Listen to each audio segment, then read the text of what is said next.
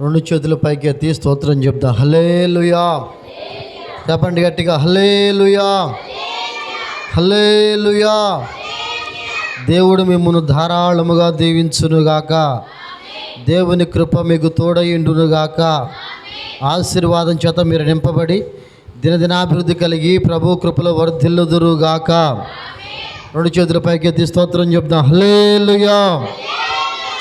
మంచిది ప్రియమైన వాళ్ళరా, మన ప్రభు అయిన యేసుక్రీస్తు అతి శ్రేష్టమైన ఘనమైన నామంలో ప్రార్థనా మందిరానికి చేరువచ్చిన మీ అందరికీ నా హృదయపూర్వక వందనాలండి. అందరికి వందనాలు, దేవునికి స్తోత్రాలు.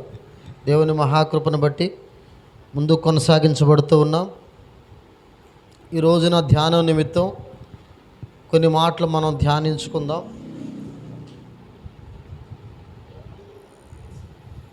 ఒక మనిషి తన జీవిత అనుభవంలో ఎవరినైనా ప్రేమిస్తే, ఒక మనిషి తన జీవిత నడవడికలో ఎవరినైనా ఇష్టపడితే, ఒక మనిషి తన జీవిత పయనంలో ఎవరినైనా మనస్ఫూర్తిగా ప్రేమిస్తే, ఇష్టపడితే, నా అని అనుకుంటే వారి ప్రేమ ప్రత్యేకంగా మనం చెప్పొచ్చు, చూడవచ్చు. ఎందుకంటే అది విడిపోని బంధం. ఫెవికాల్ వేస్తే లేదా ఫెవికిక్ వేస్తే ఒక రకంగా ఒక్కో సందర్భంలో ఊడిపోద్దామో కానీ ఈ బంధం పొరపాటున ఊడిపోదు. ఎందుకంటే వారిద్దరి మధ్యలో వారిద్దరు కలిసి ఉండడానికి ఉన్న కారణం ఒకటే ఉంది. ఆ కారణం పేరే ప్రేమ. పోయిన వారం కొన్ని విషయాలు ప్రభు మాటల్లోంచి మనం తెలుసుకున్నాం. ఈ వారం కొన్ని విషయాలు తెలుసుకోబోతున్నాం. ఒక మాట బైబిల్లోంచి చదువుకుందాం. యోహాను సువార్త 11వ అధ్యాయం 3వ వాక్యాన్ని ఒకసారి చదవండి తల్లి. యోహాను సువార్త 11వ అధ్యాయం 3వ వాక్యం అందరూ విందాం. గట్టిగా గట్టిగా. అతని అక్క చెల్లెండ్రు ప్రభువా ఏంటంట, ఇదిగో నీవు ప్రేమించువాడు రోగి అయి ఉన్నాడని ఆయన వద్దకు వర్తమానం పంపిరి. చాలండి, జాగ్రత్తగా దేవుని మాటలు విందాం. ప్రభు మనతో మాట్లాడునుగాక. అందరూ కూడా గట్టిగా చెప్దాం హల్లెలూయా. చెప్పండి గట్టిగా హల్లెలూయా. నా ప్రియమైన దేవుని పిల్లలారా, జాగ్రత్తగా కొన్ని మాటలు మనం ధ్యానం చేద్దాం. నిజంగా ప్రేమించడం ముఖ్యమా, ప్రేమించబడ్డం ముఖ్యమా? ఏమా గుర్తుపెట్టుకోండి, ప్రేమించడం ముఖ్యమా, ప్రేమించబడ్డం ముఖ్యమా? ప్రేమించడం ముఖ్యం.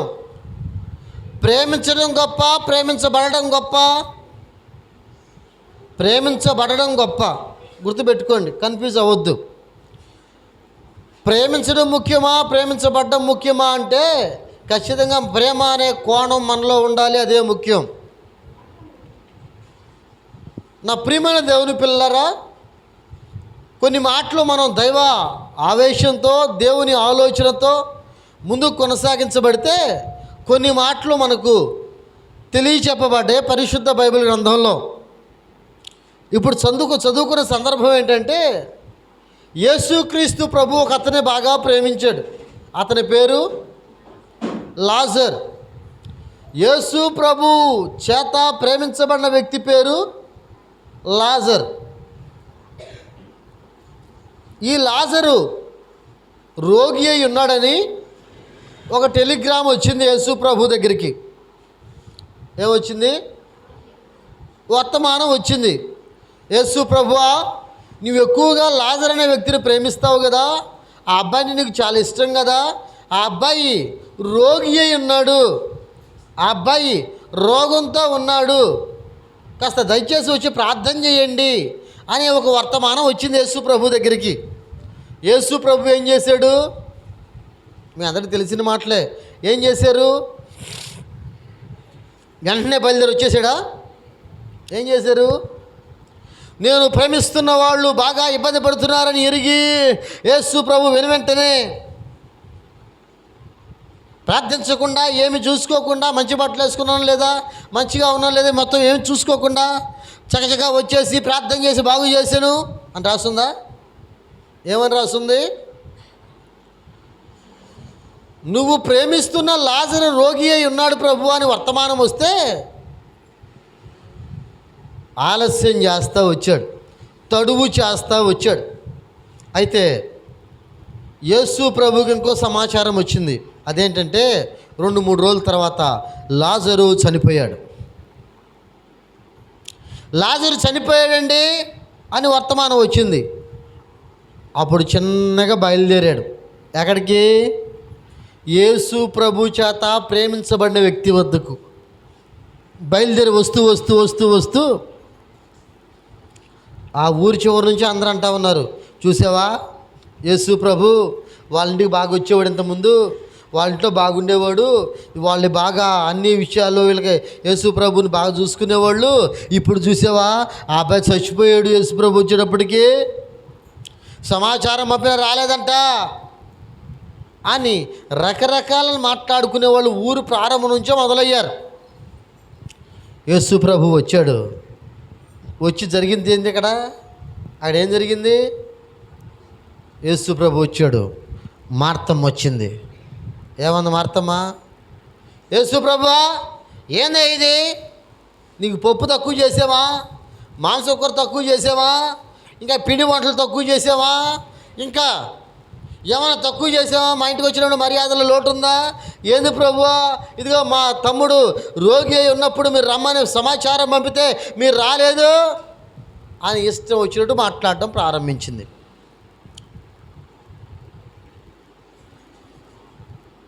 మరియా అనే వ్యక్తి వచ్చి, యేసు ప్రభువా, నువ్వు వచ్చింటే నా తమ్ముడు చచ్చిపోకుండా ఉండేవాడయ్యా అని చెప్పింది. చివరికి జరిగింది ఏంటి? ఏం జరిగింది? మీకు టూకీగా ఎందుకు చెప్తున్నాను, మీ అందరికీ తెలిసిందే కాబట్టి అసలు విషయం ముందుంది, దాన్ని ధ్యానం చేద్దాం. ఈ యేసు ప్రభు ఆలస్యంగా వచ్చేందుకు పెద్ద బాధ లేనట్లుగా ఉంది మరియా. యేసు ప్రభు మీద తన ఉక్రోషం, ఆక్రోషం మొత్తం వెళ్ళగక్కింది మార్త. యేసు ప్రభు చెప్పాడు, హలో, లాజరు సమాధి ఎక్కడుంది? ఎందుకయ్యా అంటే, నేను లేపుతాను అని అన్నాడు. పునరుత్థానమందు ఎవరైనా లేస్తారని మాకు కూడా తెలుసు ప్రభువా. పునరుత్థానమందు యేసుక్రీస్తు 2వ రాకడ వచ్చినప్పుడు ఎవరైనా పైకి లేస్తారని మాకు తెలుసయ్యా. ఏమండి? మాకు తెలుసు. ఇప్పుడు చచ్చిపోయాడు కదా, అదే రోగిగా ఉన్నప్పుడు నువ్వు వచ్చి ప్రార్థన చేస్తే బాగుపడేవాడు కదా అనడం మొదలుపెట్టారు. కాదు, మీరు విశ్వసిస్తే దేవుని మహిమను చూస్తారు. దేవునికి స్తోత్రం చెప్దాం. ఈ మాటని ముందుకు వెళ్ళిపోయి సమాధి బండ దొర్లించబడిన తర్వాత, లాజరు బయటికి రా, ఒకటే మాట. యేసు ప్రభు మాట ఎప్పుడైతే నోట్లోంచి బయటికి వెళ్ళిందో, లాజరు శరీరం, మృతతుల్యమైన శరీరం, ఇదిగో కృంగిపోతున్న శరీరం, పాచిపట్టిపోయిన శరీరం, చీకుపట్టిపోయిన శరీరం, వ్యర్థమైపోయిన శరీరం, పొట్టబగలాల్సింది, పురుగులన్నీ బయటికి రావాల్సిన శరీరం ఒక్కసారి యేసు ప్రభు మాట చేత జీవాన్ని పుంజుకొని, యేసు ప్రభు మాట ఆ నరనరాలకు చొచ్చి ఒక్కసారి యేసు ప్రభు చెప్పిన మాట ద్వారా లాజరు బతికి అలా బయటకు వచ్చాడు. కొట్టు చప్పట్లు గట్టిగా. యేసు ప్రభు చచ్చిపోయిన వాని శరీరంలోకి యేసు ప్రభు మాట ఒక్కసారిగా జీవాన్ని పోసి బయటికి నడుచుకుంటా వచ్చాడు. ఏమండి, ఒక మాట నేను మిమ్మల్ని అడుగుతా. యేసు ప్రభు చేత ప్రేమించబడిన లాజరు చనిపోవడం దేవుని చిత్తమా? చిత్తమేనా? కాదు. మరి యేసు ప్రభు ఎందుకు లేట్ చేశాడు? ఎందుకు ఆలస్యం చేశాడంటే, యేసు ప్రభువు చేత ప్రేమించబడిన వ్యక్తి శ్రమపరచబడాలి, కష్టపడాలి, ఇబ్బంది పడాలి. అయితే వాటిలో నుంచి ప్రభువే మరి తిరిగి జయాన్ని ఇచ్చువాడై ఉన్నాడు. దేవునికి స్తోత్రం చెప్దాం. సరే, టూకీగా కొన్ని మాటలు నేర్చుకుందాం. దీంతోపాటు యేసు ప్రభు చేత ప్రేమించబడితే ఎట్లా ఉంటుంది, నిజంగా యేసు ప్రభు చేత ప్రేమించబడి వాళ్ళు ఎట్లా వర్ధిల్లుతారు, ఏ విధంగా ఉంటారు అనే మాటలు కొన్ని విషయాలు మనం ధ్యానం చేద్దాం. ఆదికాండం 22వ అధ్యాయం తీసిపెట్టండి అందరూ. ఆదికాండం 22వ అధ్యాయం.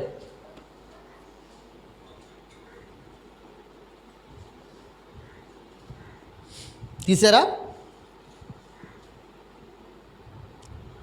ఓకే, మొదటి వాక్యం చదవండి.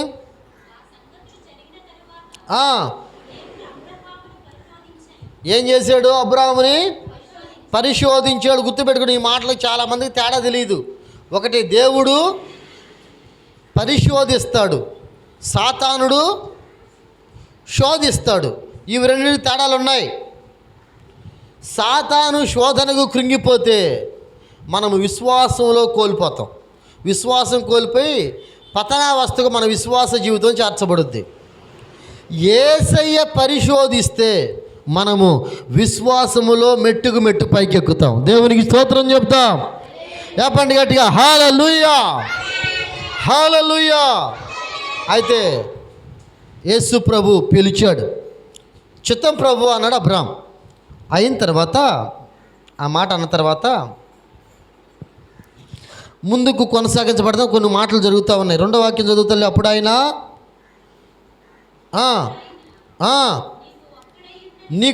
నీకొక్కడై ఉన్న నీ కుమారుని అనగా నీవు ప్రేమించు ఇస్సాకును తీసుకొని మోరియా దేశమునకు వెళ్ళి అక్కడ నేను నీకు ఏదైతే చెప్తానో ఆ పర్వతం మీద దహన బలిగా అతన్ని అర్పించుమని చెప్పాను. దేవునికి స్తోత్రం చెప్దాం. చెప్పండి గట్టిగా, హల్లెలూయా, హల్లెలూయా. తండ్రి, పరలోకపు తండ్రి మనకు తండ్రి అయినట్లుగానే మానవాళి జీవితంలో అబ్రాహాము ఇస్సాకుకు తండ్రి. అవునా? ఇస్సాకు కొడుకు పేరు, సరే, అబ్రాహాం కొడుకు పేరేంటి? ఇస్సాకు. ఇస్సాకు కొడుకు పేరేంటి? యాకోబు. ఓకే, సరే, సంతోషం. ప్రియమైన వాళ్ళరా, జాగ్రత్తగా క్షుణ్ణంగా మనం ఆలోచిస్తే అబ్రాహాము చేత ప్రేమించబడిన కొడుకు ఒక ఆయన ఉన్నాడు. ఆయన పేరు ఏం పేరు? ఇస్సాకు.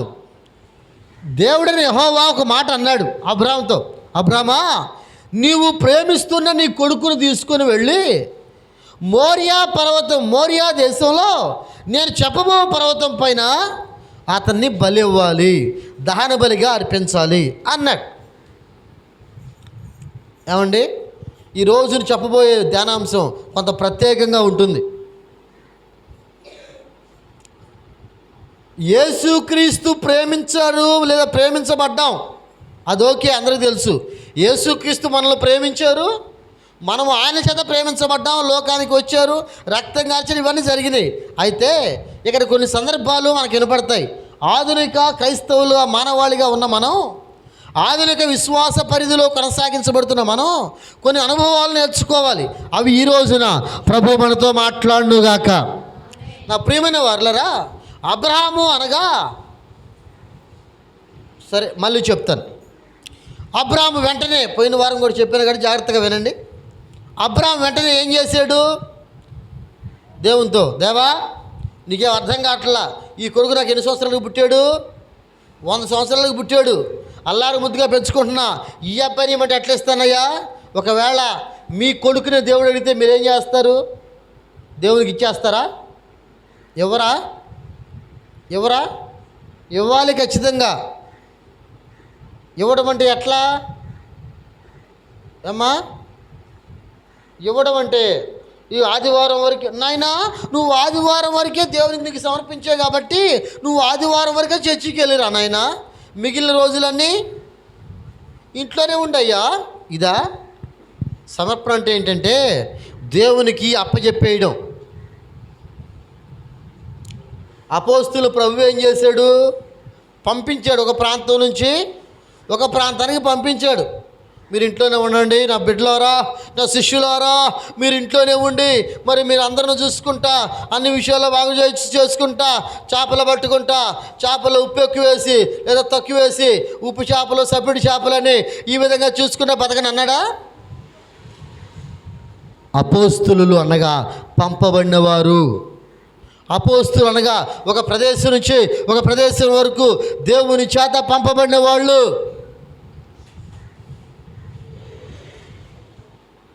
దేవుడు అబ్రాహాముకు ఇస్సాకునిచ్చాడు. ఈ అబ్రాహాముకి ఇస్సాకునిచ్చిన తర్వాత దేవుడు మళ్ళీ ఒకటి కోరుకుంటున్నాడు, నీ కొడుకును నాకు దహన బలిగా అర్పించు. అబ్రాహాం ఏం చేశాడు? అర్పించాడు, అర్పించలేదా? సిద్ధపడ్డాడా? సిద్ధపడ్డాడా? సరే, కొన్ని మాటలు ధ్యానం చేద్దాం. అబ్రాహాము అంటే దైవ సేవకుడు. అందరూ ఒకసారి చెప్పండి. అబ్రాహాము అంటే, ఇస్సాకు అంటే విశ్వాసి. చెప్పండి. ఇస్సాకు అంటే, అబ్రాహాము అంటే, ఇస్సాకు అంటే. ఓకే, అర్థమైంది కదా? జాగ్రత్తగా వినండి మాటలు. అబ్రాహాము అంటే, ఇస్సాకు అంటే, జాగ్రత్తగా వినండి. అయితే దేవుడు అని చెప్పాడు అబ్రాహాంకి, అమ్మా అబ్రామా, నీకున్న కొడుకు అయిన ఇస్సాకుని తీసుకెళ్ళి బలిచ్చేయను ఆయన అని చెప్పాడు. అంటే ఇప్పుడు అక్కడ లెక్క దేవుడు ఎవరికి చెప్పినట్టు? మనం ఈరోజు ధ్యానం చేస్తున్న ధ్యానాంశం ప్రకారం ఎవరికి చెప్పినట్టు? దైవ సేవకుడికి ఏమని చెప్పాడు? నీ కొడుకునో లేదా నీ కూతురునో నీ దగ్గరికి వచ్చే విశ్వాసం తీసుకెళ్ళి అమ్మా బలి ఇవ్వాలి, బలిచ్చేయి అని చెప్పాడు. మరి ఇప్పుడు ఇప్పుడు నేను ఎవరిని మీ దృష్టిలో? అబ్రాహాముని, అంటే దైవ సేవకుడిని. నేను చెప్పాను నీకు, ఒరే ఫలానా పుల్లయ్య, దేవుడు నిన్ను బలిమన్నాడురా అని చెప్పా. అప్పుడు మీరేమంటారు? ఆ పుల్లయ్య ఏమంటాడు? ఏమండే బలి మంది కోరుకుంది ఎవరిని? అమ్మా విశ్వాసి అనబడుతున్న పుల్లయ్యని, అవునా? లేదా ఇస్సాకు అనబడుతున్న పుల్లయ్యని. పుల్లయ్య ఏమంటాడు? ఏమండే ఇది ఎక్కడ న్యాయం అండి? ఒకవేళ నేను ఆత్మార్పణం చేయాలంటే, బలిగా మార్చబడాలంటే దేవుడు ఎవరికి చెప్పాలా? అమ్మా ఏమ్మా అక్కడ ఎవరికి చెప్పాడు? ఏమ్మా ఇక్కడ ఎవరికి చెప్పాలా? అదేమి లెక్క? అక్కడేమో అబ్రాహాముకి చెప్పాడు, ఏమని? ఇస్సాకు తీసుకొచ్చి బలి. మరి ఇక్కడ సేవకులుగా ఉంటున్న మాతో దేవుడు మీ గురించి కొన్ని మాటలు చెప్పాడు. ఏమని చెప్పాడు? తీసుకెళ్ళి బలిచ్చేయి. నేను మా అమ్మకు ఒక్కడినే కొడుకుని, నన్ను తీసుకెళ్ళి బలిమంటాడు దేవుడు. అయినా కానీ పాస్టర్ గారు మీతో చెప్పేది అది మాతో చెప్పాలి కదా అనరా? అనేవాళ్ళు లేరా? అమ్మా గుర్తుపెట్టుకో, దేవుడు సరి అయిన మార్గాన్ని ఎంచుకోమని నిన్ను హెచ్చరిస్తున్నాడు. దేవుడు నాతో కూడా మాట్లాడతాడు పాస్టర్ గారు, నాతో కూడా మాట్లాడాడు పాస్టర్ గారు. ఇప్పుడు ఆ తల్లి వస్తుంది ఒకరోజు వచ్చి, పాస్టర్ గారు నేను ఒక పెళ్ళికి వెళ్ళబోతున్నా, ప్రార్థన చేయి. అమ్మ ఎవరిదమ్మా? పలానా పెళ్ళి. అమ్మ అటువంటి అపవిత్రమైన కొన్నిటికి మనం వెళ్ళకూడదు కదమ్మా. కొన్ని దగ్గరికి మనం వెళ్ళకూడదా? పెళ్ళికి వెళ్ళొచ్చు, కొన్ని వాడికి వెళ్ళొచ్చు. విగ్రహార్థన సంబంధమైన చాలా వాడికి మనం వెళ్ళకూడదు కదా అంటే, పాస్టర్ గారు నువ్వు ప్రార్థన చేస్తావు, రాత్రి దేవుడు నా కల్లో నాకు ప్రత్యక్షమై నా తల మీద చెయ్యేసి తల నిమురుతా, దేనికి? బొచ్చుకొక నిమురుతాం చూడండి, అట్లా తల నిమురుతా, నా కుమార్తె నువ్వు వెళ్ళి రానికేం పర్లేదని చెప్పాడు. ఇప్పుడు పాస్టర్ గారు ఏం చేయాలా? దేవా మరి నీ బిడ్డ ఇక్కడికి వచ్చింది, నువ్వు రాత్రి బొచ్చుకొక నిమిరినట్టుగా మంచిగా తల నిమిరావంట, వెళ్ళిరమ్మని చెప్పావంట ప్రభువా. మరి ఇవి వెళ్తుండగా ఆ చక్రాలు బస్సు చక్రాలు బాగా తిరగాల ఏమ్మా, ఆ డ్రైవర్ స్టీరింగ్ బాగా తిప్పాలా, అంతేగా వెళ్ళే దగ్గర నుంచి వచ్చే వరకు అన్నీ మంచిగా జరిగించాలి ప్రభువా. ఏస్తున్నాను నడుచున్నావు తండ్రి, ఆమె అనాలా? అంతేనా? అంతే అనాలా? గుర్తుపెట్టుకోండి. ఇప్పుడు విశ్వాసి దేనికి సిద్ధపరచబడాలి? బలికి సిద్ధపరచబడాలి. బలి కంటే దాని అర్థమైంది, మీ ముందు తీసుకెళ్ళి కత్తి తీసుకొని గొంతు కోసేస్తానని కాదు. ఏమో మరి అట్ట అనుకున్నారు. అట్లని కాదు. ఏంటో చెప్పిన బలి అంటే దైవ సేవకుడు దేవుని దగ్గర నుంచి పొందబడింది ఒకటి. నీవు గనక నిజంగా నీ విశ్వాసిని ప్రేమిస్తే, నీవు గనక నీ బిడ్డను ప్రేమిస్తే, నీవు గనక సంఘానికి వచ్చే ఒక విశ్వాసిని ప్రేమిస్తేనే మరి రాంగ్ రూట్ కాదమ్మా. పనికి మాల జబ్బులు ఎక్కువైన ఈ రోజున. ఏమండి పాస్టర్ గారు, దేవుడు ఏం చెప్పాడు? ఒకరినొకరు ప్రేమించుకోవడానికి దేవుడు చెప్పాడు కదా, అందుకనే కదా అమ్మాయిని నేను ప్రేమిస్తున్నాను అన్నాడు ఒకడు. ఒరే పనికి మాలని గాడిద, దేవుడు చెప్పిందేమని? స్వార్థము లేని ప్రేమించమని, సహోదర ప్రేమ కలిగి ఉండమని, అంతేగాని అమ్మాయిల అబ్బాయిలు ప్రేమించుకోమనే. మన సిస్టర్ ఫోన్ చేసింది, అన్న లవ్ మ్యారేజ్ చేసుకోవచ్చా?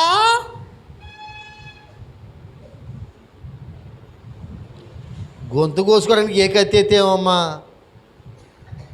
అంతేనా? బైబిల్ గ్రంథం లవ్ మ్యారేజ్ని ఎంకరేజ్ చేయడం లేదు, కానీ పెళ్ళైన తర్వాత విచ్చలవిడిగా విస్తారంగా నీ భర్తను ప్రేమించుకో. ఇది నచ్చదు మన వాళ్ళకి. అమ్మాయి ఎర్రగుంది, అమ్మాయి తెల్లగుంది, వీడు పచ్చకామెరులోడు, పచ్చకల్లోడు, వీడు తెల్ల తోలు కనపడి దాని వెనకున్న జబ్బులు చూడరు, తెల్ల తోలు కనపడి దాని వెనకున్న బాధలు చూడరు. ఇవన్నీ అనవసరం. చేయొచ్చా చేయకూడదా, ఈ పద్ధతులు పాడు ఇవన్నీ అనవసరం. ఈ ప్రేమ కాదు దేవుడు చెప్పింది. సంఘ కాపరికి, సంఘ విశ్వాసికి మధ్యలో ఉన్న ప్రేమ ఏంటో తెలుసా? తల్లి కొడుకుల బంధం, తల్లి కూతుర్ల బంధం. దేవునికి స్తోత్రం చెప్దాం. తండ్రి కూతురు, తండ్రి కొడుకు. నిజంగా నీ విశ్వాసి నిన్ను ప్రేమిస్తే వాళ్ళు నీ కోసం చేసేది ఏందో తెలుసా? నిన్ను బలి అర్పించడానికి, లేదా నీవు బలైపోవడానికి సిద్ధమైన గొర్రె పిల్లవలే నిన్ను సిద్ధపరుస్తారు. దేవునికి స్తోత్రం చెప్తాం. హల్లెలూయా. అంటే అర్థం ఏంటో చెప్పనా? బలి అంటే అర్థం ఏంటంటే నీవు దేవునికి పనార్పణముగా పోయబడాలి. దేవునికి స్తోత్రం చెప్తాం. హల్లెలూయా. బ్రతుకుట క్రీస్తే, చావైతే లాభము అని చెప్పినట్లుగా నీ ఆత్మీయ తండ్రి విశ్వాసులు సిద్ధపరచాలి, నీ బిడ్డలను సిద్ధపరచాలి. ఈ అమ్మాయి చిన్న తప్పు చేసిందమ్మా, అది తప్పు, అది కరెక్ట్వే కాదు, మంచి రూట్ కాదు, బతుకు మార్చుకో, బతుకుని సరి చేసుకో, మంచి ఆలోచన కలిగి ఉండు అని నీ తండ్రి నీకు బోధించగలగాలి. గుర్తుపెట్టుకోండి. ఆ మధ్య ఒక సంఘంలో ఎక్కువ మంది వస్తే ఒక సేవకుడు వాక్యం చేయడానికి వెళ్ళాడు. ఆ వాక్యం చేయడానికి వెళ్ళిన ఆ సేవకుడు గత ఆత్మ ఆవేశం కలిగిన వాడు, అభిషేకం కలిగిన వాడు. ఈ అభిషేకం కలిగి ఉంటే ఆ సంఘంలో సప్పగా పప్పు తినడు కూర్చుంటారు. సద్దన్నం తింటే ఏమవుతుంది? నిద్ర వస్తుంది. ఆ నిద్ర వచ్చినట్లుగా కూర్చొని ఆ తూగే జనాలే కానీ మంచి ఆలోచనతో, మంచి వైరాగ్యంతో, మంచి గొప్ప ఆవేశం కలిగి ముందుకు కొనసాగించబడే విశ్వాసులు కాదు అక్కడ. ఈయన చెప్తా ఉన్నాడంట, ఏమని? నా ప్రియ దేవుని బిడ్డలారా, గుర్తుపెట్టుకోండి, దేవుని కృప చేత మనం నింపబడితే దేవుని సందులో హుషారుగా ఓపికగా ఉండాలి. దేవుడు మన కోసం ప్రాణం పెట్టి ఎందుకో తెలుసా? మధ్యాకాశానికి ప్రభు వచ్చినప్పుడు ఆయన ఎదుర్కొనే బోరగా మనం ఎప్పుడైతే బోర ఓదబడుతుందో అప్పుడు మనం సిద్ధపరచబడి కన్యక వధువు సంఘంగా ఆ ప్రాంతాలకు వెళ్ళాలి అని చెప్తా ఉంటే పక్క సంఘం నుంచి వచ్చింది ఒక ముసలామ. ఎక్కడి నుంచి? పక్క సంఘం నుంచి వచ్చింది. పక్క సంఘం నుంచి వస్తే ఆమె హల్లెలూయా అంటా ఉందంట మధ్యలో కూర్చొని. ఈ పాస్టర్ గారు చెబుతా ఉన్నాడు, amen yes yes amen yes అంటా ఉంది, ఊగుతూ ఉంది ముసల్ది. అంటా ఉంటే అయ్యగారు సైగ చేశాడు, ముసల్దానా ఆమెన్లు అల్లెలు లేవాడా, ఎగిరి పడేది లేదేడా, నువ్వు నోర్మాయి కూర్చో. సరే సరే సరే కూర్చుంటా. పాస్టర్ కూడా ఎస్ ఆమెన్ అంటుందంట. ఇద్దరు సంఘ పెద్దలు పంపించాడు, డే అట్టబోండి అడగబోండి, ఆ ముసలి అసలు ఆగట్లా పోండి అటుపోండి. ఈ పాస్టర్ గారు ఇంకొకటి ఉద్ధృతుడు ఏదో చెప్పాడు, ఎస్ హల్లెలూయా అన్నంట. ఆ పక్కన కూర్చున్న సంఘ పెద్దలు ఇద్దరు చేరి ప్రశాంతంగా కూర్చున్నారు కదా. కూర్చున్న వాళ్ళు ఈసారి చేతులు తల్లి చెప్పకుండా అటు పక్క ఇటు పక్క చేతులు గట్టిగా పట్టుకొని కూర్చున్నారు. పాస్టర్ గారు ఏదో చెప్పాడు, అన్నట. వీళ్ళు పక్కన గట్టిగా కూర్చున్నారు, చేతులు రాలే, నోటి తాంది. అయితే పాస్టర్ గారు వాక్యం అయిపోయింది, మోకరించని ప్రార్థన చేద్దామన్నప్పుడు వీళ్ళిద్దరూ చెరువుకు సంకలో వేసుకున్నారు కదా. వీళ్ళిద్దరూ కలిసి ఇట్లా మోసుకొత్త బయటికి తీసుకెళ్ళిపోయారు ముసలిదాన్ని. ఎందుకంటే ఏడ ఆగం చేద్దాం, మళ్ళీ ఏడ ఉద్యమం తెస్తుందోనని. విషయం చెప్పనా, ఆ ముసలిదానికి చమత్కారం ఎక్కువ. ఆమె ఇద్దరు మోసుకెళ్తా ఉంటే బయటికి, ఏసయ్యా నాకెందుకైతే దనిది ఇచ్చావు, ఆ రోజున నిన్ను ఒగ్గాడిదే మోసింది, నన్ను 2 గాడిదలు మాత్రమే అందంట. ఆయన ముసలిదానా మమ్మల్ని గాడిదంటావా అని చెప్పి పడేశారాడ. నా ప్రియమైన వార్లరా, ఎందుకు ఈ మాట చెప్పానంటే సంఘంలో ఉద్యోగకరంగా ఉండాలి. సంఘంలో మొగం దిగజారేసి నీకేం తెలుసు అయ్యా నా బాధ, నీకే ఉందమ్మా బాధ, ఇంకెవరికి లేదు, నీకేం తెలుసు అన్నా. సాయంత్రం తండ్లోడు వస్తాడు ఇంటికి, సాయంత్రం తండ్ల కట్టాల, చేతిలో పావులా లేదు, వాక్యం నువ్వు బల్లగుద్ది చెబుతున్నావు, అదేమో మా జీవితంలో ఫలించకపోతున్నా. కాస్త నమ్మితే కదా, కాస్త విశ్వసిస్తే కదా, దేవుని యథార్థమైన భక్తి కలిగి ఉంటే కదా నీ జీవితంలో నీ పరిస్థితులు మార్చబడేది. ఒక సేవకుడు, గుర్తుపెట్టుకోండి, ఒక సేవకుడు నిన్ను సరిగా పోషిస్తున్నాడు. దాని అర్థమైంది చెప్పనా, నిన్ను కోతకై సిద్ధపరచబడిన కొడవలి వలె సానబెట్టాలి. దేవునికి స్తోత్రం చెప్తా. హల్లెలూయా. విశ్వాసిగా ఉన్న నిన్ను సేవకుడు, నీ తండ్రి నిన్ను ప్రేమిస్తే ఎలా ప్రేమిస్తాడో తెలుసా, నీకు దెబ్బలు పడతాయి, నీకు పోట్లు, కత్తిపోట్లు గుచ్చుకుంటాయి, నీకు ఇబ్బందికరమైన పరిస్థితులు ఎదురవుతాయి. దేవుడు మాట్లాడే మాట ద్వారా నువ్వు చాలా ఇబ్బంది పడిపోతావు. నా గురించే చెప్పాడుగా, నా గురించే ఈ మాటలు మాట్లాడతాను అంతే. అయితే ఒక మాట గుర్తుపెట్టుకో, నా గురించే చెప్పాడు అనే కంటే కూడా ప్రభువు నాతోనే మాట్లాడాడు, నేను సరి చేసుకోవాలి అనే పద్ధతి నీకు రావాలి. ఇస్సాకుని ఎంత ప్రేమించుంటాడు అబ్రాము అమ్మా, ఎంత ప్రేమించుంటాడు. ఎంత ప్రేమించినా ఒక మాట గుర్తుపెట్టుకో, నీ దైవ సేవకుడు నిన్ను ప్రేమించడం మొదలు పెడితే ఎంతగా ప్రేమించాలో తెలుసా, ఒక రోజున ఏ విధము చేతనైనా నిన్ను సంపూర్ణంగా చేసి క్రీస్తు ఎదుట నిలబెట్టాలి. కూడా చెప్పండి, దేవుని మహింపడతాం. క్రీస్తు ఎదుట తల దించుకుని అక్కర్లేని విశ్వాసంతో, గట్టి పటిష్టమైన బలముతో ఆ ప్రాంతంలో నిలబడి నిన్ను అక్కడ నిలబెట్టాలి. అది సేవకునికి ఉండాల్సిన దృక్పథం, అది సేవకునికి ఉండాల్సిన వైరాగ్యం. ఇప్పుడు ఇస్సాకును ఏ విధంగా సిద్ధపరిచాడు, ఏ విధంగా సిద్ధపరిచాడు, తీసుకొని వెళ్తా ఉన్నాడు. వాళ్ళ భార్యకి చెప్పాడా, వారి బంధువులకు చెప్పాడా? 100 సంవత్సరాల తర్వాత పుట్టినవాడు ఇస్సాకు. చెప్పాడు ఎవరికన్నా? చెప్పాడా? ఎందుకు చెప్పలేదు? ఆయనకి బంధువులు లేరా, భార్య లేదా, వారి మీద ప్రేమ లేదా? ఎందుకు చెప్పలేదు? ఎందుకు చెప్పలేదు తెలుసా, నా దేవుడు ఏ స్థితిలోనైనా సరే నాకు మేలే చేస్తాడు. కొట్టు చప్పట్లు గట్టిగా. నా దేవుడు శోధనలోనైనా, శ్రమలోనైనా, కష్టంలోనైనా, ఇబ్బందులోనైనా, నా కన్నీళ్ళలోనైనా, నా వేదనలోనైనా నాకు మేలే చేస్తాడని నమ్మాడు. కాబట్టి భార్యకి చెప్పలా, బయలుదేరి వెళతా ఉన్నాడు. ఎంతమంది పనోళ్ళు? 2 పనోళ్ళు తీసుకుని వెళ్ళిపోయి అక్కడ ఆపి ఇస్సాకుని ఎత్తున ఏం పెట్టాడు? గట్టిగా చెప్పండి, మరొకసారి చెప్పండి. కట్టెల మోపు. పచ్చియా ఎండియా? అమ్మా ఎండివి. బలిపీఠానికి దేని ఏం వాడతారు? ఎండివే. అయితే కట్టెల మోపుని ఎత్తున పెడితే సాఫీగా సదరంగా గడ్డిలాగా ఉంటుందా? ఎట్లా ఉంటుంది? బరువా కాదా? ఆ బరువుతో లోపల గుచ్చుకొని పోవా? గుచ్చుకొని పోవా? ఖచ్చితంగా గుచ్చుకొని పోతాయి. దీనికంటే ముందు కొన్ని మాటలు చెప్పాల, మళ్ళీ తర్వాత చెబుతాయి. ఇది ఇస్సాకు అబ్రాహాం చెప్పాడు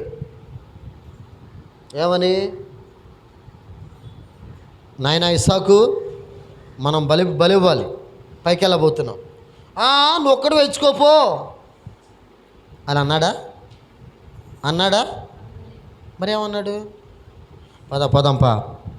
పోదాంపా అంటే దాని అర్థం ఏదో చెప్పనా, విశ్వాసి దైవ సేవకుడు ఏది చెప్పినా దాన్ని అంగీకరించేటట్లుగా ఉండాలి. దేవునికి స్తోత్రం చెప్దాం. దైవ సేవకుని మాటే దేవుని మాటగా నువ్వు ఫాలో అవ్వాలి, దాన్ని పాటించాలి. సేవకుని మాటగా నువ్వు ఫాలో అవ్వలేకపోతే కొన్ని విషయాలు నష్టపోతావు. పాస్టర్ గారికి ఏం తెలుసు అన్న మొన్న ఒక అక్క ఏమంట పాస్టర్ గారికి ఏం తెలుసో అంది. చాలా పొడుగు దాగం తీసింది. సరే నాకు తెలియదు కదా అని నేను కూడా కొంచెం కామ్ అయిపోయినా. 10 రోజుల తర్వాత అంటది, అన్నావు నీకేం తెలుసు అన్నాను కానీ నీకే తెలుసు అన్నా అంటుంది. ఇప్పుడు ఎవరికి తెలుసు? ఇప్పుడు నీకే తెలుసు, అప్పుడు ఆయనకేం తెలుసో అంది. కొన్ని పరిస్థితులు కొన్ని పాఠాలు నేర్పిస్తాయి. ప్రియమైన దేవుని పిల్లరా, గుర్తుపెట్టుకోండి, నీ సేవకునికి నీవు తల వంచేటట్లుగా ఉండాలి. నాకు కూడా ఉంది తల, నాకు కూడా ఉంది, నేను కూడా తల ఎత్తుతా, తప్పేం లేదు, ఎత్తు. కానీ సేవకుని మాటకు నువ్వు ఎదురు చెప్పే వ్యక్తిగా ఉండకూడదు. అబ్రాహాం మాటకి ఇస్సాకు ఎదురు చెప్పాడా? ఏమన్నాడు? అమ్మా అయ్యా బలియాలి ఓకే. ఆ పైకి పోయిన తర్వాత కూడా ఏమన్నాడు? ఇస్సాకు నిన్నే దేవుడు చూసుకున్నాడు రా నానా, నన్ను చూసుకున్నాడు దేవుడు, ఓకే నన్ను బలిచ్చి. జాగ్రత్తగా ఆలోచించండి. నీ సేవకుని మాటకు నువ్వు తల వంచేటట్లున్నావా, తలెత్తి బిరుసుగా మాట్లాడేటట్టున్నావా?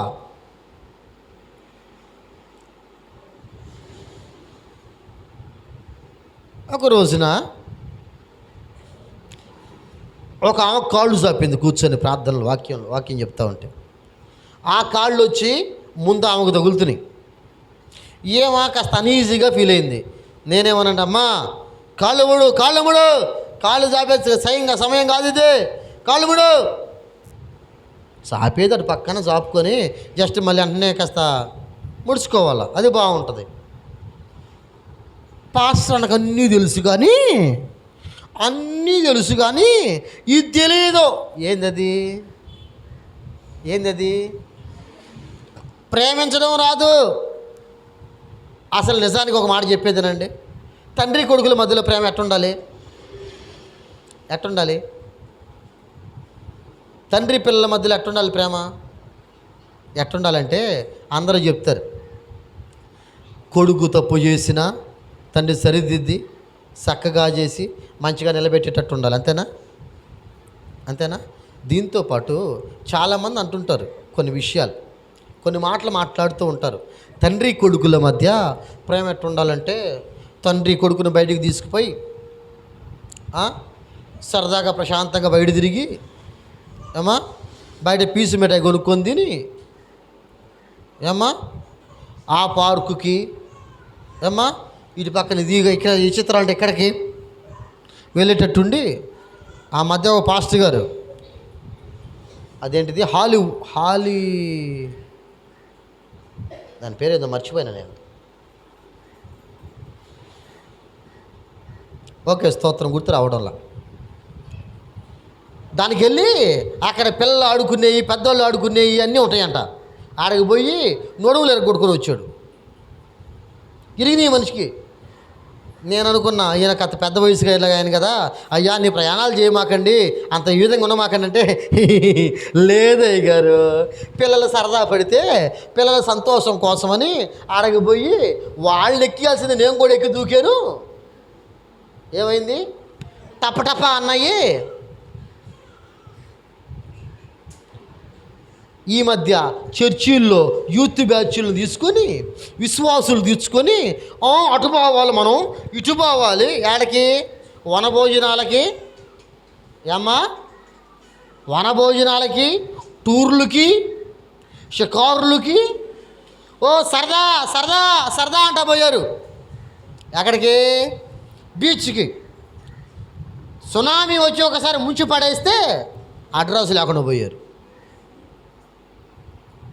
ఏందమ్మా ఇది? నీ ఆత్మీయ తండ్రి నీకు సరదాలు తీర్చేవాడు కాదు.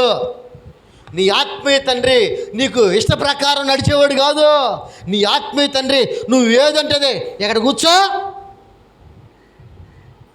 కాదు. గుర్తుపెట్టుకోండి. పాస్టర్ గారు మీరు నోరు తెరిచి వాక్యం చెప్తే ఇక్కడ అందరూ ఉంటారంటే, ఇక్కడ నోరు మూసుకుంటేనే ఎక్కువ మంది సంఘానికి వస్తారు అంటాడు ఆయన. మనం గద్దించి చెప్తే రాడంట, కేవలం నోరు మూసుకుంటే ఎక్కువ మంది వస్తారు. ఇదేడ లెక్కమ్మా? నా ప్రియమైన వారలారా, నీ ఆత్మీయ తండ్రి ఎవరో తెలుసా? నీ సేవకు నీకు ఎట్లుండాలో తెలుసా? నిన్ను బలిపీఠం పైకి సిద్ధపరచబడే బలి పశువులాగా దేవుని కోసం నీ ప్రాణ ఆత్మ శరీరాన్ని సిద్ధపరిచి బలిపీఠం మీద సరే అంటే దేవుని కోసం నువ్వు ప్రాణార్పణంగా పోయబడేటట్లుగా నిన్ను సిద్ధపరిచేవాడై ఉండాలి. అదేవిధంగా కుమారుడు కుమార్తెవైన నీవు దేవుని మాటకు అనగా నీ సేవకుని మాటకు తల వంచేదానిగా, తల ఒగ్గేదానిగా, దేవుని కృపను బట్టి నమ్మకంగా నడిపించబడేదానిగా మార్చబడాలి. అరణ్యంలో ఇశ్రాయేలు ప్రజలందరూ నడుచుకుంటా వస్తున్నారా? వాళ్ళకి ఆకలేసింది. మన్నాను కురిపించింది ఎవరు? దేవుడు. అవునా? అయితే మన్నాను కురిపించమని వీరి పక్షాన ప్రార్థన చేసింది ఎవరు? ఒక మాట గుర్తుపెట్టుకో, దేవుడికి ఆశీర్వాదం ఇచ్చిన దాని తాళం చెవి నీ సావుకుని దగ్గర ఉంటుంది. గుర్తుపెట్టుకో, నీళ్లు దేవుడిచ్చిందే కాదంటలా, కానీ వాటి కోసం ప్రార్థన చేసింది ఎవరు? ఏమ్మా? మోషే ప్రార్థన చేశాడు, దేవా వీళ్ళకి నీళ్లు కావాలంట, వెళ్ళి బండతో మాట్లాడని చెప్తే బండను కొట్టాడు. అంటే ఎక్కడి నుంచి నీకు ఆశీర్వాదం రావాలి? ఏమ్మా? అక్కడి నుంచి వస్తుంది, ఖచ్చితంగా కాదంటలా. దేవుడు అన్యాయస్తుడు కాదు. అక్కడి నుంచి వచ్చినా ఇక్కడ ఒక లాక్ ఉంటుంది నీకు. ఏం లాక్ ఇది? నీ సేవకుడు నీ కోసం నిత్యము కన్నీరు గారుస్తున్నాడు. నీ సేవకుడు నీ కోసం అహర్షుల తపన పడుతున్నాడు. నువ్వు దీవించబడాలని, నువ్వు ఆశీర్వాదంగా ఉండాలని, దీంతో పాటు నువ్వు దేవుని కొరకు సిద్ధపరచబడిన వధువు సంఘంగా మార్చబడడానికి, ఎదిగో ఆ ప్రాంతంలోకి అనగా పరలోక రాజ్యంలో చేర్చబడడానికి నువ్వు భూమి మీద నలగగొట్టబడాలి. అది నీ సేవకుడు నిన్ను ఒక్కొక్క రోజున వాక్యము చేత, ఒక రోజున కఠినమైన మాట చేత, ఒక రోజున ఒక పని చెప్పుట చేత నీవు సిద్ధపరచబడిన ఆలోచనతో నీకు ప్రభు ద్వారా కొన్ని ఆంక్షలు విధించి ఉండవచ్చు. కానీ నువ్వు పరలోకం వెళ్ళాలంటే మొట్టమొదట నీ తండ్రి అనగా ఆత్మీయ తండ్రి దగ్గర నలగగొట్టబడిన వ్యక్తివై ఉండాలి. అన్న ఆ కుర్చీ తీసాడు అని చెప్తే ఆ అన్న ఇంకొకరు చెబుతాడు, ఏమని? బాబు ఈ కుర్చీ అంటే తీసుకెళ్ళి పడి అంటే ఇప్పుడు ఆయన ఇవ్వడానికి నాకు భయం వేసి నీకు చెప్పానా? చెప్పండి. మరి డైరెక్ట్గా ఆయనకే చెప్పేదాన్ని కదా. మరి మధ్యలో నీ రికమెండేషన్ ఏంది? అమ్మా మీరు వెళ్ళి వంట చేయండి అని చెప్తే సంఘస్థులు ఏం చెప్పాలి? నేనా పాస్టర్ గారు, మొన్న ఈ మధ్య నీ కంటి ఆపరేషన్ చేయించుకున్నా కదా, కాబట్టి కంట్లోకి పొగ పోకూడదు అన్నాడు డాక్టర్ గారు, అందుకని వేరే వాళ్ళని పంపించు అని చెప్పేటట్టు ఉండాలా? అమ్మా నువ్వు ఆ పని చేయమంటే ఆ పని నువ్వు చేసేదానిగా ఉండాలి. సంఘ కాపరి నీకు కొన్ని బాధ్యతలు అప్పచెప్తే అవి నువ్వు పాటించే వ్యక్తిగా ఉండాలి. గుర్తుపెట్టుకో.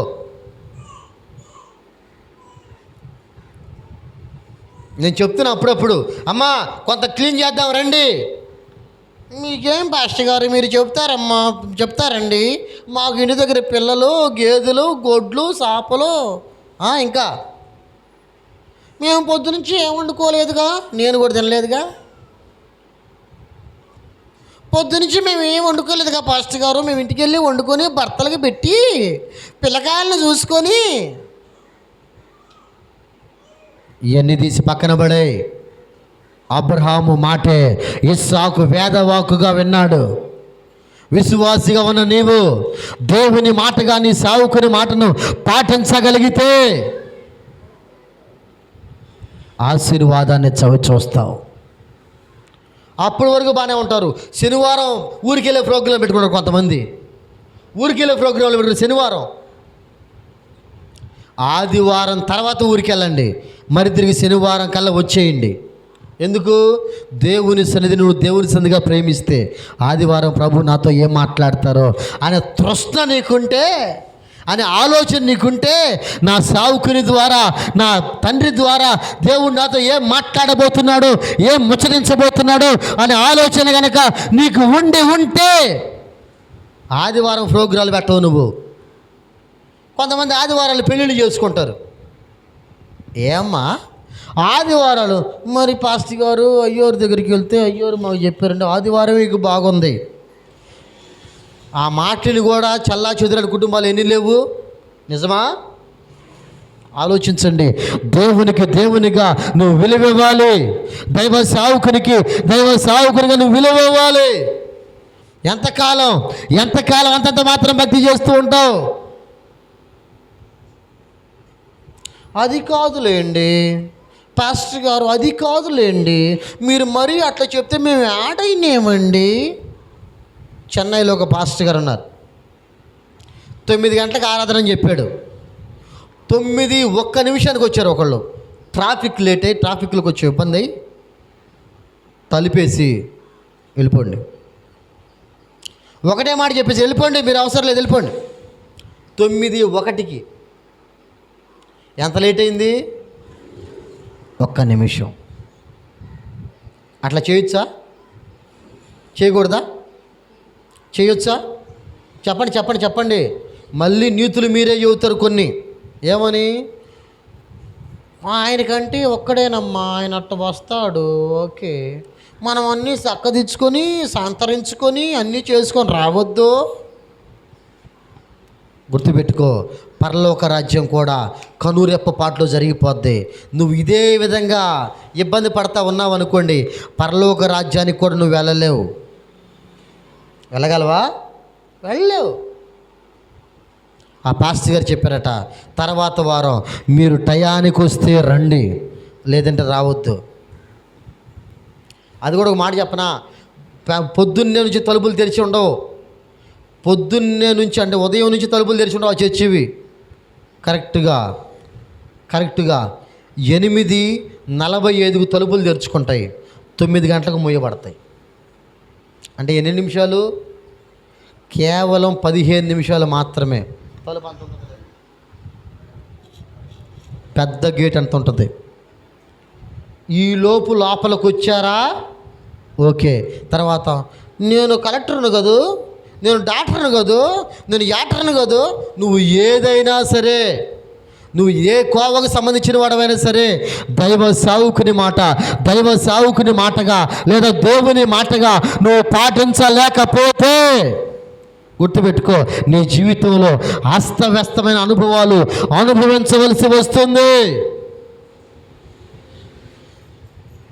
నా ప్రియమైన దేవుని పిల్లరా, ఇస్సాకు 100 సంవత్సరాలకు పుట్టిన కొడుకైనా తండ్రి మాటను పొరపాటున జవదాటలా. ఇప్పుడు మీరే ఉన్నారు, మాకు కష్టాలు వచ్చినాయి అన్నా, మాకు బాధలు వచ్చినాయండి, మాకు ఇబ్బందులు వచ్చినాయండి, మేము ఇబ్బందుల కొలుములో నిమగ్నమైపోయామండి, మేమేం చేయాలి? గుర్తుపెట్టుకో, నిన్ను శిక్షించుట నీ తండ్రికి ఇష్టమైంది.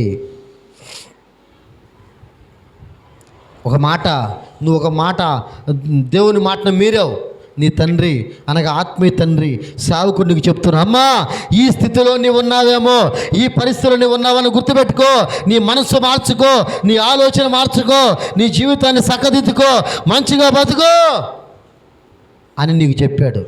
ఇప్పుడు నువ్వేం చేస్తావు? దేవుని వాక్య ప్రకారం నడిపించబడే వ్యక్తివైతే అన్ని విషయాల్లో మంచిగా నీ జీవితం ఉంటుంది, సరి చేసుకుంటావు, చక్కదిద్దుకుంటావు. అదే చక్కదిద్దుకునే అనుభవం నీకు లేదనుకో, ఎవరు వస్తారయ్యా మీ చర్చికే, అని పక్కకి వెళ్ళిపోతావు. రాపోవడం వల్ల పెద్ద ఇబ్బంది లేదు. కష్టపడి ఇబ్బంది పడేది ఎవరు? నువ్వే ఇబ్బంది పడతావు. నిజంగా తండ్రి కుమారుడును ప్రేమిస్తే కుమారుడికి ఏం చెబుతాడు తెలుసా? ఒరేయ్, నీకు కష్టం వచ్చింది, నీకు శ్రమ వచ్చింది, నీకు బాధ వచ్చింది, అది మంచిదే. ఎందుకంటే శ్రమలలో ఒక విశ్వాసి కొట్టబడాలి, శ్రమలలో ఒక మనిషి కాల్చబడాలి. శుద్ధ సువర్ణముగా అది ఎప్పుడు మార్చబడుతుందంటే సువర్ణము మంటల చేత, కొలిమి చేత కాల్చబడాలి, ఇబ్బంది పెట్టబడాలి. కాలి కాలి కాలి కాలి కాలి నల్లగా ఉన్న సువర్ణం మెరుపు రంగులో, అది బంగారపు కలర్లో మార్చబడుతుంది. ఎప్పుడు? కాల్చబడిన తరువాతే. ఇంకో మాట అదేంటంటే, ఏమండి నేను ఈ విధంగా ఉంటాను, దేవునికి ఇష్టం లేదా? దేవునికి ఇష్టం లేదా? దేవునికి ఇష్టం లేదమ్మా. ఎట్లా ఉంటుందో తెలుసా? దేవుని చేతిలో నలగాలి విశ్వాసి, దేవుని చేతిలో వరగాలి, దేవుని చేతిలో పిండి వేయబడాలి. నాకు ఆశీర్వాదం రాలేదండి, ప్రార్థన చేస్తూనే ఉన్నాను, ఆశీర్వాదం ఎట్టాడుతో చెబుతా, జాగ్రత్తగా వినండి. మీ చిన్నపిల్లలు ఉన్నారు కదా, 1వ తరగతిలో ఉన్నవాళ్ళు, ఆ 1వ తరగతిలో ఉన్నవాళ్ళు బడికి బాగుంటే ఏం చేస్తావు? ఒక పావలా ఇచ్చి, అమ్మ నాకు 10 రూపాయలు కావాలని అనుకో, 10 రూపాయలు ఇచ్చి 10 రూపాయలు ఇచ్చి వాడికి కావాల్సింది కొనిపెట్టి పంపిస్తావు. ఎప్పుడు 1వ తరగతిలో. అదే డిగ్రీకి వచ్చేసాడు, నేను కాలేజీకి బాను 10 రూపాయలు ఇస్తేనే అన్నాడు అనుకో, ఏమంటావు? దా మాతో పాటు పనికిరా, 100 రూపాయలు ఇస్తారా అని తీసుకెళ్ళవా? సచ్చినట్టు ఆడిపోతాడు. పాడా అంటే నువ్వు పాలు తాగేటప్పుడు, వాక్యం అనే పాలు తాగేటప్పుడు, విశ్వాసిగా కొత్తగా వచ్చినప్పుడు దేవుని శక్తిని నువ్వు తెలుసుకోవడానికి దేవునికి ఆశీర్వాదం ఇస్తాడు. ఓకే కాదంటల్లా. ఆశీర్వాదం పేరే ఆ 10 రూపాయలు. ఆశీర్వాదం ఇస్తాడు. అదే ఇప్పుడు నువ్వు వాక్యం తినే దగ్గరికి వచ్చావు అంటే, ఆహారం తినే దగ్గరికి వచ్చావు, వాక్యాన్ని ఫాలో అవుతున్నావు, వాక్యాన్ని పాటిస్తున్నావు, వాక్యాన్ని వింటున్నావు, వాక్యం చేత నడిపించబడుతున్నావు. ప్రతి ఆదివారం ఎన్ని గంటలకు ప్రార్థనకు రావాలో తెలుసు, ఏ విధంగా భక్తి చేయాలో తెలుసు, ఏ విధంగా ముందుకు నడిపించబడాలో తెలుసు, ఏ విధంగా నీ జీవితం కొనసాగించుకోవాలో తెలుసు నీకు. ఇప్పుడు కూడా ఏంటమ్మా, ఇప్పుడు కూడా ప్రభువుని లంచం అడుగుతున్నావు, ఇప్పుడు కూడా ఏంటమ్మా నీ జీవితం ఎట్లా? నా ప్రియమైన వారలారా, నీ జీవితంలో ఆశీర్వాదం రావాలి. రాదు అని చెప్పడం లేదు, వస్తుంది. కానీ పర్టికులర్ దానికోసమే చర్చికి రాకూడదు, దానికోసమే ప్రార్థన చేయకూడదు. దైవకృప నీ పక్షాన నిలిచి ఉండాలి అంటే ఒక్క మాటను గుర్తుపెట్టుకో. అదేంటో తెలుసా? ఆశీర్వాదపు జీవం నీ ముందు పారుచూ ఉన్నది. అది ప్రభు నీకు ఎప్పుడో ఇచ్చేశారు. అయితే నిజమైన ఆశీర్వాదానికి కర్త అయిన యేసయ్యను నువ్వు ఎప్పుడైతే వెంబడిస్తావో ఆశీర్వాదం తెలియకుండానే నీ ఇంటిలోకి వస్తుంది. దేవునికి స్తోత్రం చెప్దాం. హల్లెలూయా. ఆశీర్వాదం నీ వెంట రావాలంటే మొట్టమొదటి గుర్తుపెట్టుకో, నీ తండ్రి ఆజ్ఞను ఖచ్చితంగా తూచా తప్పకుండా నువ్వు పాటించే వ్యక్తిగా ఉండాలి. దేవుని కృపలో నువ్వు నమ్మకంగా నడిపించబడే వ్యక్తిగా ఉండాలి. దేవుని కృప చేత నువ్వు ముందుకు కొనసాగించబడే వ్యక్తిగా ఉండాలి. ఇస్సాకు ఏ విధంగా ఒదిగి తండ్రికి లోబడ్డాడో, నీ ఆత్మీయ తండ్రికి నువ్వు కూడా, నిన్ను ప్రేమించేవాడే నీ ఆత్మీయ తండ్రి. ఎప్పుడు నువ్వంటే ద్వేషం లేదమ్మా, ఎప్పుడు నువ్వంటే ఆ బాధ లేదమ్మా, ఎప్పుడు నువ్వంటే కోపం లేదమ్మా. కానీ కోపంగా నీ ఎందుకు చెప్తాడు తెలుసా? నువ్వు మార్పు చెందాలని, నువ్వు మారాలని, నీ జీవితం చక్కదిద్దబడాలని, నువ్వు అన్ని విషయాలు నమ్మకంగా కొనసాగించబడాలని, నీ జీవితంలో పరిమళ సువాసనగా నీ జీవితం దేవుని కోసం ఆ ప్రాంతానికి చేర్చబడి బలిపీఠం మీద పెట్టబడి పరలోక రాజ్యానికి వెళ్ళాలనేదే నీ తండ్రి తాపత్రయం తప్ప నీ మీద ఎప్పుడూ కోపం లేదు నీ తండ్రికి. గుర్తుపెట్టుకో, నీ ఆత్మీయ తండ్రి మాట నువ్వెంతవరకు వింటున్నావు? నీ ఆత్మీయ తండ్రి మాట నువ్వెంతవరకు వింటున్నావు? నీ సేవకుని మాట నువ్వెంతవరకు పాటిస్తున్నావు? ఆ పాటించే అనుభవం కనుక నీకుంటే, ఆ పాటించే అనుభవాలు కనుక నీకుంటే, ఆ దాని మాట ప్రకారం ముందుకు నీ జీవితాన్ని కొనసాగించబడే అనుభవాలు కనుక నీకుంటే, ప్రభు నీతో మాట్లాడుతున్న మాట గుర్తుపెట్టుకో. నిశ్చయముగా నువ్వు దీవించబడతావు, నిశ్చయముగా నువ్వు పరలోక రాజ్యానికి చేర్చబడతావు. దేవునికి స్తోత్రం చెప్దాం. చెప్పండి గట్టిగా, హల్లెలూయా. నా ప్రియమైన వాళ్ళరా, ఇస్సాకు తన ఆత్మీయ తండ్రి అయిన అబ్రహాము చేతిలో పెట్టబడ్డాడు. ఎట్లా పెట్టబడ్డాడు? బాగా నూరి విశ్వాసంలో ఎదుగుతూ నమ్మకత్వ జీవితం కలిగి, తండ్రి ఏదంటే కొడుకు కూడా అదే. మరి ఇప్పుడు నేను తండ్రిగా ఉన్నాను. నా బిడ్డలారా, ఎంతమంది మీరు నా మాట వినేటట్టు ఉన్నారు? ఎంతమంది నా మాట తూచా తప్పకుండా పాటించే వాళ్ళు ఉన్నారు?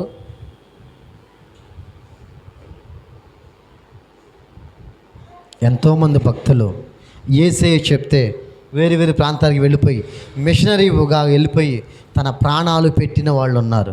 కారణం ఏంటంటే, అయ్యా నీ కోసం సమర్పించుకున్న తర్వాత, నీ కోసం నన్ను నేను అర్పించుకున్న తర్వాత ఇక పొరపాటును కూడా నా ప్రాణం పోవాలే కానీ నీ మాట నేను జవదాటకూడదు ప్రభువా అనేటట్లుగా భక్తులు చాలామంది ఉన్నారు. మనము అర్పించే అర్పణ కంటే మనము దేవునికి పరిశుద్ధమైన బలిగా మార్చబడాలి. మనం ముఖ్యమా, మనం తెచ్చే కానుక ముఖ్యమా? ఏమా, 100% మనమే ముఖ్యం. మనము దేవునికి ఇంపైన సువాసన ఆగ్రానించే వారిగా మనం ఆ ప్రాంతంలో చేర్చబడాలి. దేవుని రాకడ కొరకు మనం సిద్ధపరచబడాలి. గుర్తుపెట్టుకోండి, యేసుక్రీస్తు చేత ప్రేమించబడిన శిష్యుడైన లాజరు, దేవుని బిడ్డ అయిన లాజరు మరణం లేకుండా బాలా, శ్రమ రాకుండా బాలా, కష్టం రాకుండా బాలా, అయితే ఆ మరణములో నుంచి జీవములోనికి దాటాడు. చప్పట్లు కొడదాం గట్టిగా గట్టిగా గట్టిగా గట్టిగా. ఇప్పుడు అబ్రాహాము జీవితంలో కూడా అదే జరిగింది. అబ్రాహాము కూడా ఒక సేవకునిగా మాదిరి చేయబడ్డాడు. ఇప్పుడు ఈ సేవకుడు లేదా ఈ పాస్టర్ గారు చెప్పే మాటను తన కుమారుడైన ఇస్సాకు తూచా తప్పకుండా విన్నాడు. దీనికి కారణం ఏంటో చెప్పనా? ఒక్కటే, ఎందుకయ్యా ఆ విధంగా నువ్వు విన్నావంటే, నన్ను నేను దేవునికి సమర్పించుకున్న తర్వాత, నన్ను నేను దేవునికి అర్పించుకున్న తర్వాత, నన్ను నేను దేవునికి ప్రధాన శిల్పకారిగా ఆయనకు నన్ను నేను అప్పగించుకున్న తర్వాత ఆయనే చెక్కాలి, ఆయనే నాకు రూపం తేవాలి, ఆయనే నాకు ప్రతిదీ ఇవ్వాలి, ఆయనే నన్ను సరిచేయాలి, ఆయనే నన్ను బుద్ధి చెప్పాలి, ఆయనే ప్రతిదీ నా జీవితంలో జరిగించాలి అని అప్పచెప్పుకున్న తర్వాత మనము బలిపీఠం మీద పెట్టబడే గొవ్వవలే మార్చబడుదుముగాక. మనమందరూ కూడా దేవునికి ప్రాణప్రంగా పోయబడే వారిగా మార్చబడుదుగాక. మరి విశేషంగా బ్రతుకుట క్రీస్తు కొరకు, చావైతే నాకు మేలు అని చెప్పబడిన విధంగా మనమందరం మార్చబడాలంటే మొట్టమొదట మనము దేవునికి అంగీకరించబడే గొప్ప స్తుతి నైవేద్యంగా మార్చబడాలి. మన శరీరంలో దేవునికి విరోధమైన ఏమి ఉండకూడదు. ప్రతిదీ దేవుని ఆలోచనతో, ప్రతి దేవుడు చెప్పిన ప్రవర్తనతో మనం జీవితాన్ని ముందుకు కొనసాగించుకునే వారిగా ఉండాలి తప్ప, ఇది అయిపోయింది, యేసు చేత ప్రేమించబడ్డాం, దైవ సేవకుల చేత ప్రేమించబడ్డాం. నిజానికి ఒక మాట చెప్పనమ్మా, దేవుడు మనల్ని ప్రేమిస్తే ఎక్కువ బాధ పెడతాడట.